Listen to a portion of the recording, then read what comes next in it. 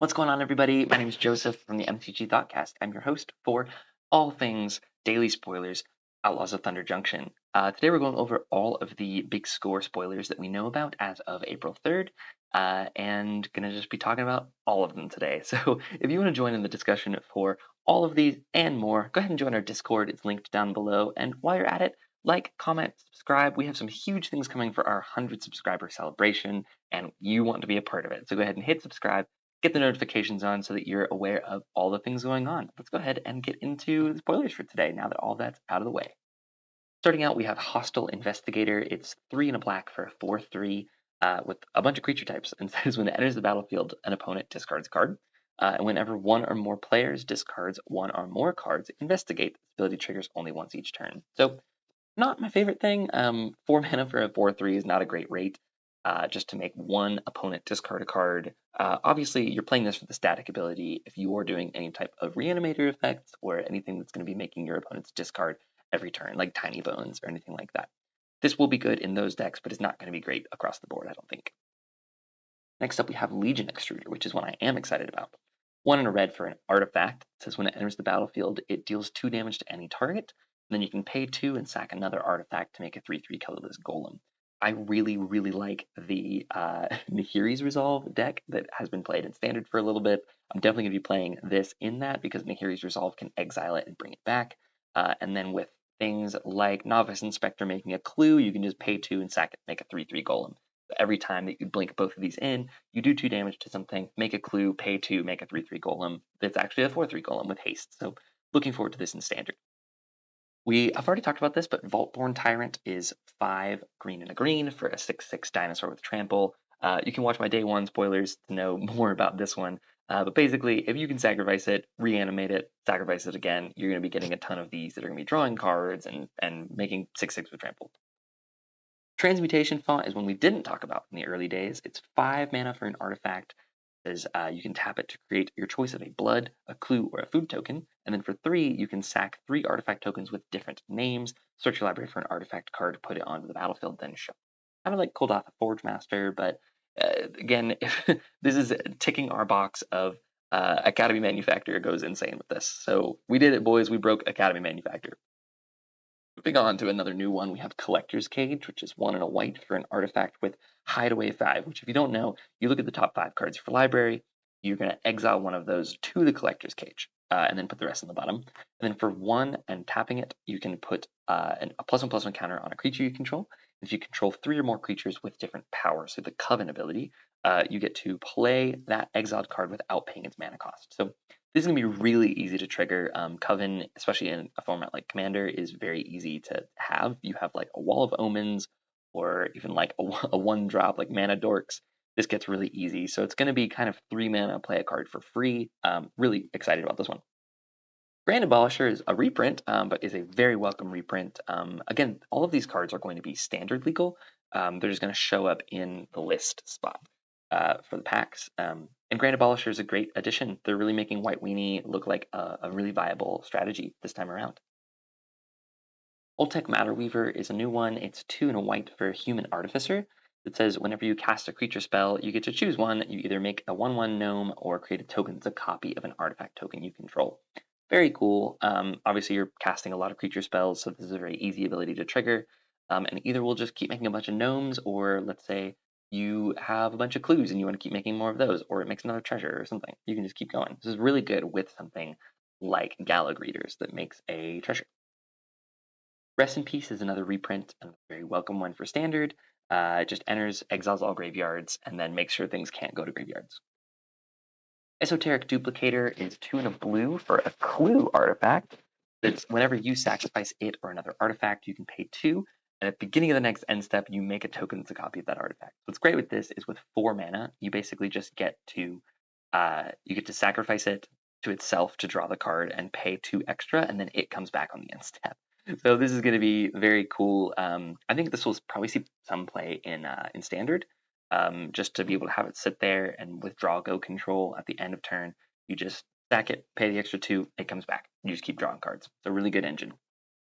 World Walker Helm, keep wanting to call this World Waker Helm, is 2 and a blue for an artifact. It says if you create 1 or more artifact tokens, create those tokens plus an additional map. And then for 1 and a blue, tap it, you can create a token that's a copy of an artifact token you control. So it's going to make a bunch of maps, or like with the other one, if you're making treasures, you're just going to make more of those. Very neat. Harvester of Misery is maybe one of the better ones that we've seen so far. It's 3 black black for a spirit. It's 5/4 with menace, and when it enters the battlefield, other creatures get -2/-2. So this is the worm that does it. And then for 1 and a black, you can discard it to give something -2/-2 until the end of turn. So early on, it's a piece of removal. Later on, it's a 5/4 beater that removes everything that has toughness 2 or less. So this will certainly be seeing some play in control. It'll be seeing play in maybe mono black. This is still in standard with Shieldred as well. So look out for this one. Memory Vessel is such a neat one. It's 3 red for an artifact. It's obviously a play on Memory Jar. You tap it and exile it, which is very important. Each player exiles the top 7 cards of their library until your next turn. Players can play those cards that are exiled, but they can't play cards from their hand. And you can activate this only as a sorcery. So this basically gives everybody a new hand that's impulse draw. Very, very neat. Not sure what the implication is, but it will get broken. Molten Duplication is a new combo piece for Dualcaster Mage. So it's 1 and a red for a sorcery. It says create a token copy of an artifact or a creature you control, except it's an artifact in addition to its other types. Gains haste, sacrifice at the beginning of the next end step. So this is like Twin Flame, except you have to have something down for it. So it's worse than Twin Flame with the Dualcaster Mage combo, but if you're playing Dualcaster Mage, you want both of these. Bristlebud Farmer is one I'm very excited about. I've been talking about wanting to play mono green next standard, and this is going to be a piece of it, I believe. It's 4 mana for a 5/5 with trample. When it enters the battlefield, you make 2 food tokens. When it attacks, you get to sacrifice a food. If you do, you mill 3 cards, and you put a permanent card from among them into your hand. So it turns food into actual card draw, which is sort of the downside of food, is it only gains you life.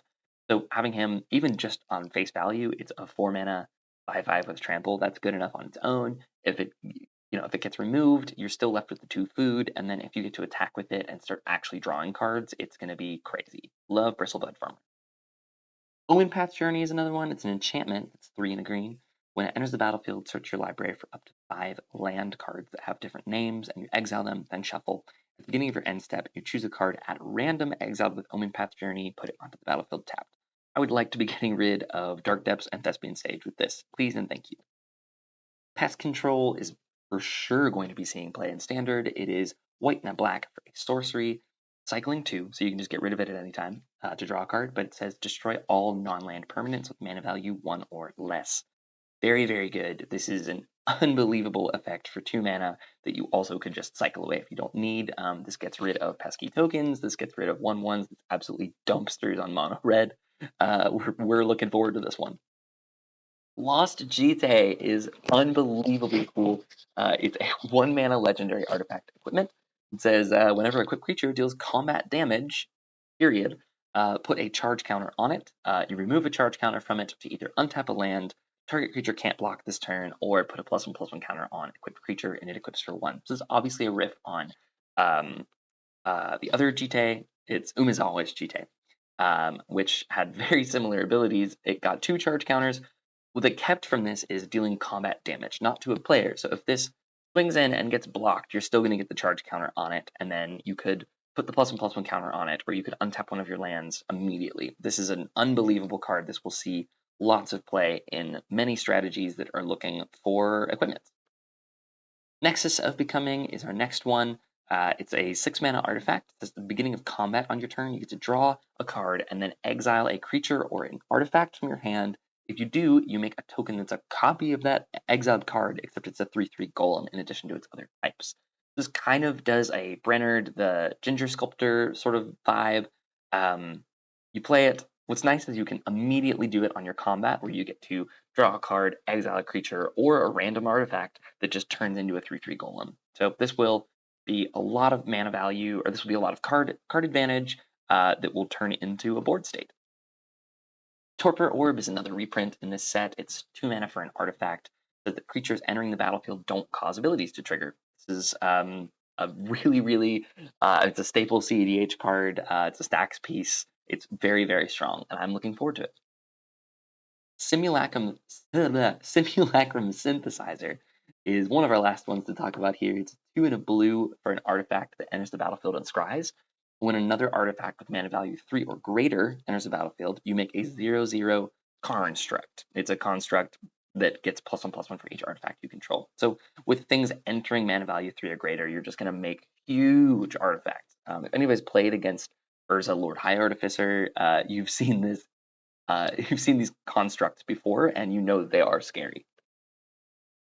Loot, the key to everything, I believe is our last one to talk about. It's green, blue, and red, a legendary creature. It's 1/2 with Ward 1, which is great. At the beginning of your upkeep, exile the top X cards of your library, where X is the number of card types among other non-land permanents you control. You can play those cards this turn. So this is going to be impulse drawing a ridiculous number of cards, because all you have to do is play an artifact, like let's say a Soul Ring on turn 1, and then you play an enchantment creature on turn 2, and then you play loot, and all of a sudden you're drawing 3 extra cards a turn for 3 mana on this Ward 1 thing that you can have in the command zone. I think that loot is going to be ridiculous. I might try to put a bit of a deck together for it, just to see how much we can impulse draw every turn if we can get the full 8 going. Lotus Ring, I think, is actually the last one we're going to talk about. Let's see how many times I say that. It's 3 mana for an artifact equipment that gives Indestructible, 3/3, and Vigilance, and you can sacrifice the creature to add 3 mana of any one color. So this kind of becomes a Black Lotus on a card. It equips for 3 as well. So if you have any kind of shenanigans where your creatures have haste, and when they die, it makes another creature, you can just use that 3 mana, equip it, and have infinite sacrifices. That's the immediate play with it. But just having a thing that's going to be able to equip onto something, or if you have any ability to make equip costs less, like with a Pure Steel Paladin or anything like that, this is going to be a very good card for those types of decks. Sword of Wealth and Power is maybe our last one to talk about. It's another 3 mana artifact. This is an extension of the Swords cycle. So it's 3 mana artifact equipment that equips for 2. It gives +2/+2 and protection from instants and sorceries, which we know is very good. I've covered this one in one of the other Daily Spoilers videos, but whenever the equipped creature deals combat damage to a player, you make a treasure token, and then when you cast your next instant or sorcery this turn, you get to copy this spell and choose new targets for the copy. So what I missed talking about is that this is ridiculous in my Slimes Against Humanity deck, which wants to be playing creatures from instants and sorceries. So this will be an immediate include into that deck for me. Tarnation Vista is maybe our last one to talk about for today. It's a land that enters tapped, and as it enters tapped, you choose a color. So you can tap to add one of the chosen color, or you pay 1 and tap it. And for each color among mono-colored permanents you control, you add 1 mana of that color. So let's say you have Birds of Paradise down, and you have a Blood Artist down. You can pay 1 and tap this, and it will float 2 mana. So it only gets good if you have 3 different mono-colored, differently colored permanents down. So I'm not sure that Tarnation Vista is going to be seeing much play. Its ceiling is still pretty low, but the floor is even lower for this one, just entering tapped, choosing a color. So I would not be looking forward to this one. There we go. We've actually made it through all of them. Anyway, thanks for sticking around for this one, guys. Big Score seems like it's going to be very neat. I'm curious to see as the set comes out how often we'll be seeing these in packs, because like I said, they occupy the list spot, which doesn't come up very often, but these are standard legal cards. So Big Score is a very interesting new thing that they're doing. I'm glad that they did this way instead of as another Aftermath or an epilogue set, as we all know how horribly that one went. But anyway, guys, that's Big Score. This is going to be my last Daily Spoilers video because we know about all of it so far. So be looking forward to our full podcast episode and our supercut on all of the Outlaws of Thunder Junction pre-cons that will be coming out soon. And we will see you guys on the Discord, on YouTube, everywhere you can find us. Thanks for watching.